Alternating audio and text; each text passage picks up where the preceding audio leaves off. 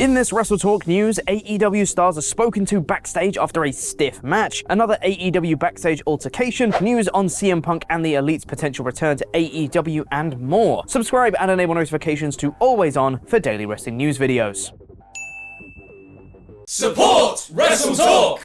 The latest bit of online wrestling discourse has come as a result of a particularly stiff match on AEW Dark. The match in question between AEW stars Athena and Toronto Independent stars Jody Threat took place last week in Toronto and aired Monday, catching the eye of many fans in the process. Now, Sean Ross Sapp of Fightful Select has reported that both women were spoken to backstage after the match. The report states that Fightful was told that Threat slipped on her comeback and ended up a bit lost, needing to ask Athena where they were going to go next in the match. The match then devolved into more physicality from Athena, who appeared to unload a number of very stiff strikes on Threat. The report states that those close to the situation are confident that Threat would not take issue with the increased physicality, but still felt like it shouldn't have happened anyway and could have been avoided with clearer communication. The report also goes on to say that both women were approached after the match to make sure everything was okay, with one source close to the situation saying they believe this was an opportunity to lead by example rather than letting the match devolve. There was reportedly no confrontation between Athena and Threat afterward, and Threat hasn't complained about how things went, not speaking on the match at all as of yet. It was noted that Threat doesn't like to involve herself in the political aspects of wrestling, keeping her head down in moments like these. It remains to be seen if anything more will come of this match beyond the two women receiving a talking to, but we'll keep you updated if the story changes on WrestleTalk.com. It had been reported earlier in the year that AEW stars and longtime tag partners Santana and Ortiz were not on speaking terms after a falling out. Now Konnan has confirmed that this is still the case. On his Keeping It 100 podcast, Konnan stated they aren't talking to each other before adding that it breaks his heart to see. Konnan also added some insight into where the rift between Proud and Powerful comes from. Konnan said that Santana and Ortiz both believe that AEW hasn't been doing anything with them. While Ortiz is happy to be paid and taken care of by AEW, Santana wants more than that. Konnan also noted that Ortiz is more chill and laid back, while Santana is more of a hothead, and said that he could see Santana leaving AEW when his contract is up. P&P have notably not won the AEW World Tag title since their debut at All Out 2019, despite being positioned as a top team upon their arrival. Another noteworthy thing that was mentioned on the podcast was that there was seemingly almost another backstage fight over the situation between Santana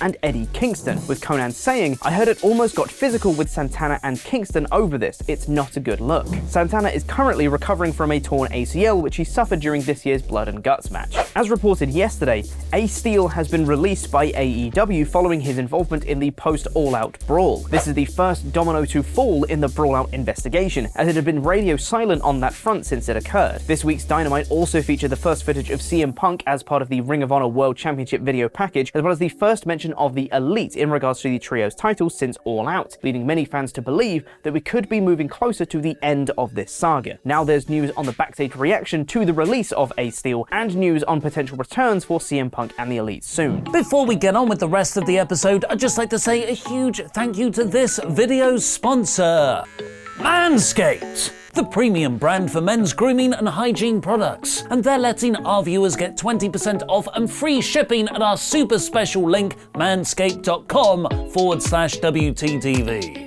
And right now they have their new 4th generation razor, the Lawnmower 4.0 and Ultra Smooth package. Coincidentally, I think 4.0 is also the version of NXT they're on now. With their skin-safe technology, the blades on the Lawnmower 4.0 prevent nicks and cuts, and the razor is now cordless, waterproof, and comes with a wireless charging station that gives you 90 minutes of shaving on a full charge. And with the travel lock feature, you never have that suspicious buzzing sound in your bag going through security.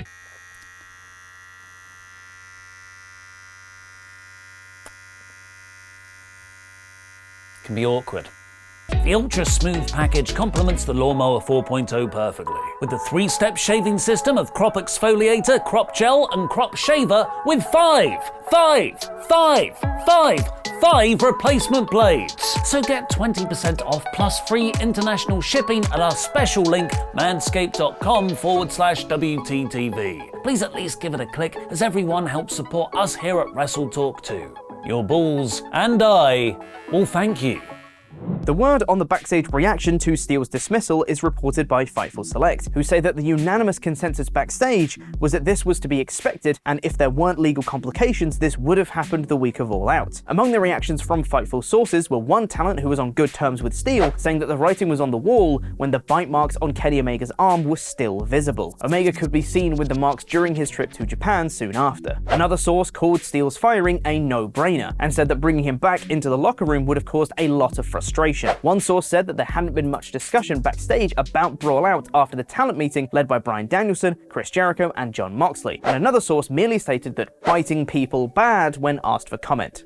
Words to live by. Fightful was not able to confirm whether or not any sort of return for CM Punk and the Elite would be imminent, but they did note that the suspended parties had been more in contact with AEW than they had been as of late. We also have an update on Hangman Page following the scary ending to his match with Jon Moxley on this week's Dynamite. It had been announced by AEW in a statement that Page had been diagnosed with a concussion, and now we have heard the first public statement from Page himself since the injury. Page took to Twitter to say, "Hey, thanks everyone for being so nice. I'm doing alright and feeling good today. Had a nice panini for lunch. Thanks to Paul, Medical, Mox, Brandon, BJ, etc. Insert introspective yet merciless quote about unfinished business here." It goes without saying that everyone here at WrestleTalk wishes Hangman all the best, and we all hope he can make a speedy and full recovery. And also, what sort of panini was it? I need to know. Another wrestler who's been sidelined with an injury is Chris Statlander, who revealed she had a completely torn ACL and lateral meniscus. Speaking to Hollywood Life, Statlander gave an update on her recovery, saying recovery was pretty much all she had on tap for the rest of 2022. Mostly just recovering from my knee surgery, getting stronger and getting myself ready to get back in the ring. It's unfortunately the only thing I can really focus on right now, and I just want to heal as best as I can. And someone else who's been out of action is Jeff Hardy, who was arrested for a DUI in June. His trial for his charges has already been pushed back once, and now has been pushed back again, which may ultimately lead to Hardy not facing trial at all. The reason given for the delay was Hardy's attorney filing a motion that mentioned the parties require additional time to negotiate a potential pre-trial resolution. Fans' eyes were a bit more inclined to check out the viewership figures for this week's TV, as NXT and Dynamite went up against each other on Tuesday night, and Triple H had added fuel to the fire beforehand, as reports mentioned that Triple H was keen to make sure NXT beats Dynamite in the ratings this week. Well, that didn't happen, as Dynamite scored an average of 752,000 viewers, which is obviously way down from its usual week-to-week numbers, but it was on a different time slot and day, while NXT pulled in some great numbers with an average of 676,000 viewers, which wasn't quite enough to best AEW. Sorry, Trips.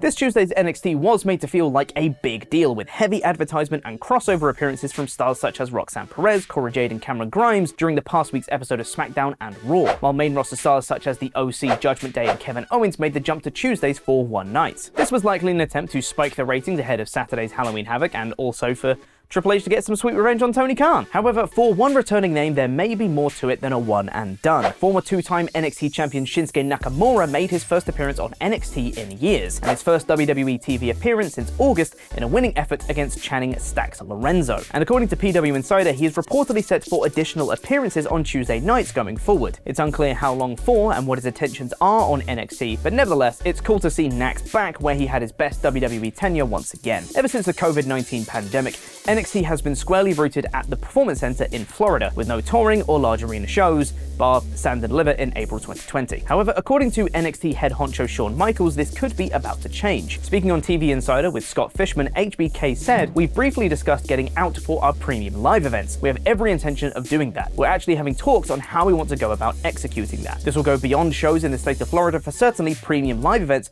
but regular live events. As you know, that is part of the developmental process. They have to get out there and perform on the main roster all around the world. They might as well get their feet wet in NXT." That might not be the only new changes coming to the black and gold, I guess white and gold now, with a recent new trademark being filed by WWE this week for perhaps suggesting a new NXT show is on the horizon. The trademark is for NXT Deadline, which was filed under Entertainment Services, so yeah, it's likely a new show, but as of this moment in time, further details are not available. If it is another regular program, it would become the third under the NXT umbrella, with NXT and NXT Level Up, which replaced 205 Live, currently scheduled each week. Keep tuned to WrestleTalk.com for updates on what this mystery deadline entails. Lastly, the WWE return of Karl Anderson and Luke Gallows on last week's Raw caused quite a stir and a lot of interesting questions from fans, largely given the fact that the Good Brothers still have some unfinished business in New Japan, to say the least. Not only were Gallows and Anderson both booked for numerous events leading up to and including Wrestle Kingdom on January 4th, 2023, but more glaringly was the fact that Karl Anderson is the company's current never openweight champion. While it was initially being reported that WWE were going to allow the pair to fulfill their scheduled New Japan dates, with Anderson initially set to defend his title on November 5th's New Japan Battle Autumn show against Hikuleo. Slight problem, however,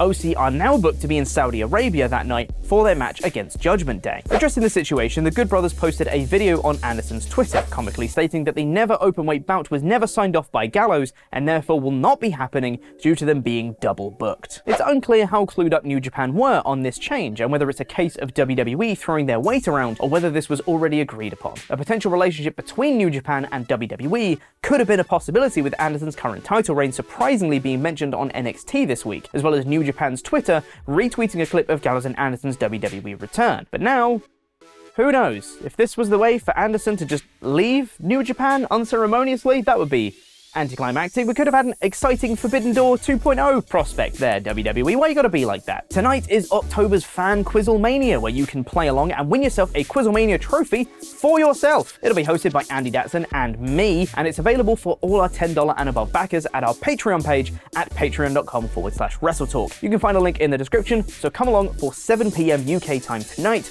to join in the fun. In this WrestleTalk news, Ace Steel has been released following Brawl out, a major star has returned to NXT, Pete's review of Dynamite, and more.